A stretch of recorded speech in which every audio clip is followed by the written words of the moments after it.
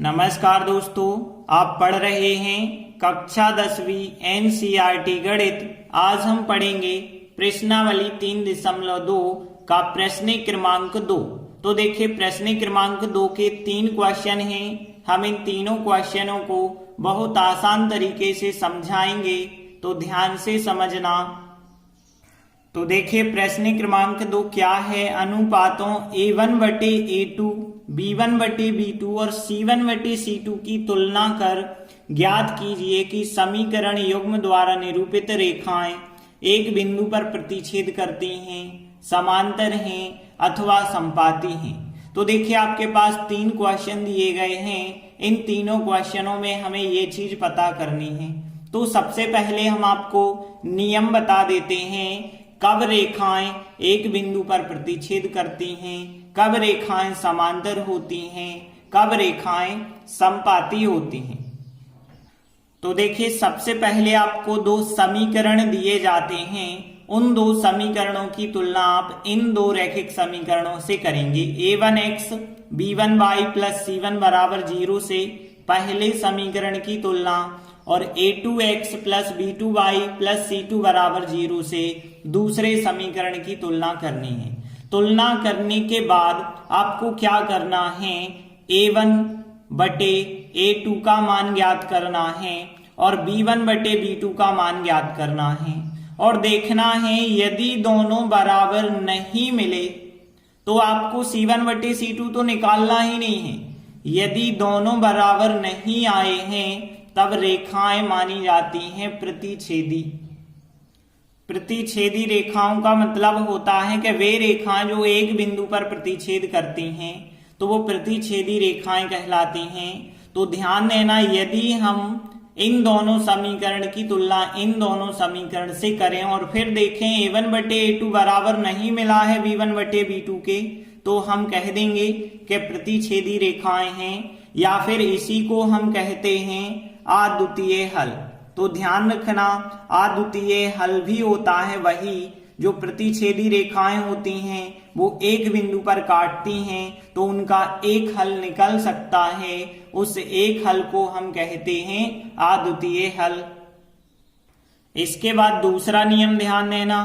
सबसे पहले हमने A1/A2 निकाला और B1/B2 निकाला। यदि दोनों बराबर नहीं आए तो ये शर्त पहली होती है, लेकिन यदि बराबर आ जाते हैं तो फिर हमें C1/C2 भी निकालना पड़ता है, क्योंकि ये दोनों तो बराबर आ गए तो फिर हम इसे निकालेंगे। तो इसे जब हम निकालेंगे तो हो सकता है ये भी आपको बिल्कुल बराबर मिल जाए। तो यदि हमें तीनों बराबर मिल गए हैं तो रेखाएं होती हैं समपाती। समपाती रेखाएं, अब समपाती रेखाएं क्या कहलाती हैं, एक रेखा के ऊपर से जब दूसरी रेखा जाती है। देखिए, हमने अब ग्राफ सीखे थे तो उस ग्राफ में हमने बताया था कि एक रेखा उसी के ऊपर से दूसरी रेखा चली जाती है तो वो समपाती रेखाएं कहलाती हैं। और समपाती रेखाएं तो अनेक जगह एक दूसरे को टच करती हैं, इसलिए हम कह सकते हैं इस स्थिति में अनेक हल होते हैं। तो यहाँ ये अनेक हल वाली शर्त हो गई, यही कहलाती है समपाती रेखाओं वाली शर्त। इसके बाद तीसरी शर्त देखते हैं। तो देखिए, A1/A2 और B1/B2 जब हमने निकाले थे तो बराबर नहीं है तब ये शर्त, और 2 बराबर हैं और तीसरा भी बराबर है तो ये शर्त। और यहाँ पे हो सकता है ये 2 बराबर हों लेकिन C1/C2 बराबर नहीं हो। मतलब 2 चीजें तो बराबर हैं शुरुआत की, लेकिन C1/C2 बराबर नहीं है, तब रेखाएं होती हैं समांतर रेखाएं। ध्यान रखना, समांतर रेखाएं एक दूसरे को बिल्कुल भी टच नहीं करती हैं, बिल्कुल भी प्रतिच्छेद नहीं करती हैं। तो यहाँ पे कोई हल नहीं फिर उन समीकरण का निकल सकता है। तो ये शर्त होती है कोई हल नहीं की शर्त। तो ध्यान रखना, जब भी कहा जाए समांतर रेखाएं तो ये शर्त लगाएंगे, कोई हल नहीं कहा जाए तब भी यही शर्त लगाएंगे। समपाती रेखाओं के लिए ये शर्त, अनेक हल के लिए भी यही शर्त, प्रतिच्छेदी रेखाओं के लिए ये शर्त, अद्वितीय हल के लिए भी यही शर्त हम लगाते हैं। तो देखते हैं, पहला सवाल लेते हैं। तो यहाँ पे दो हमें समीकरण दिए गए हैं, तो हमने लिखा यहाँ समीकरण युग्म, ये हो गया पहला समीकरण और ये हो गया दूसरा समीकरण। अब देखिए, सबसे पहले हमें क्या करना है, इन दोनों समीकरणों की तुलना इससे और इससे करनी पड़ेगी। तो देखिए, इनकी तुलना, हम दोनों समीकरणों की तुलना इनसे कर देते हैं। अब देखिए, यहाँ पे a1 का मान 5 मिलेगा, v1 का मान -4, c1 का मान 8, a2 का मान 7, b2 का मान 6 मिलेगा और c2 का मान -9। तो देखिए, हमने तुलना तो कर दी है। अब हमें क्या निकालना पड़ता है, सबसे पहले a1 बटे a2 निकालते हैं। तो a1 बटे a2 आप देखेंगे तो a1 का मान है 5, तो यहाँ 5 लिखा और a2 का मान 7 है। अब 5 बटे 7 को और सरल तो हम बना नहीं सकते, क्योंकि 5 और 7 आपस में निकटते हैं। अब हम निकालेंगे b1 बटे b2। तो यहाँ पे b1 बटे b2 कितना होगा, -4 बटे 6। अब देखिए, ये तो संख्याएं कटती हैं, 2 से कट जाएंगी, 2 दूनी 4, 2 3 6। तो देखिए, हमने a1 बटे a2 निकाला 5 बटे 7 और b1 बटे b2 निकाला -2 बटे 3। ये दोनों तो बराबर नहीं आए हैं, तो हमें c1 बटे c2 निकालने की आवश्यकता नहीं है। हम लिखेंगे कि चूंकि a1 बटे a2 का मान जो है बराबर नहीं आ रहा है b1 बटे b2 के, और हमने आपको बताया था कि यदि a1 बटे a2 बराबर नहीं है b1 बटे b2 के, तो दोनों रेखाएं प्रतिच्छेदी रेखाएं होती हैं।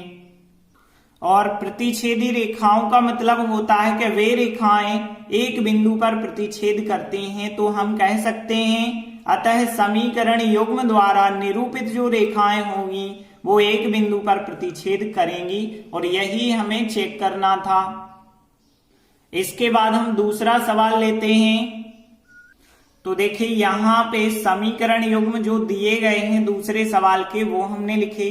अब हमें क्या करना है, उनकी तुलना करनी है, इन रैखिक समीकरणों से तुलना करेंगे।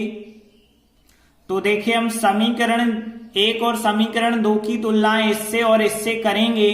तो यहाँ पे a1 का मान होगा 9, b1 का मान 3 होगा, c1 का मान 12 होगा, a2 का मान 18 होगा, b2 का मान 6 होगा, c2 का मान 24 होगा।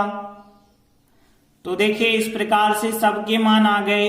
अब हम क्या निकालेंगे, a1 बटे a2 निकालेंगे। तो इसीलिए a1 बटे a2 कितना होगा, देखिए a1 बटे a2 का मान 9 बटे 18 हो जाएगा। ये तो संख्याएं कटती हैं, 9 एकम 9, 9 दूनी 18। तो a1 बटे a2 का मान 1 बटे 2 हो गया। अब हमने फिर निकाला b1 बटे b2 का मान। तो यहाँ पे 3 बटे 6 आएगा, 3 एकम 3, 3 दूनी 6, ये भी कट गए। तो ये भी 1 बटे 2। देखिए, 1 बटे 2, 1 बटे 2 अभी तो बराबर हो गए हैं। तो हमें c1 बटे c2 तो निकालना पड़ेगा, और c1 बटे c2 करेंगे मतलब 12 बटे 24, 12 एकम 12, 12 दूनी 24। यहाँ पे देख रहे हैं आपके a1 बटे a2 का मान और b1 बटे b2 का मान और c1 बटे c2 का मान, तीनों मान आपस में बराबर आ रहे हैं।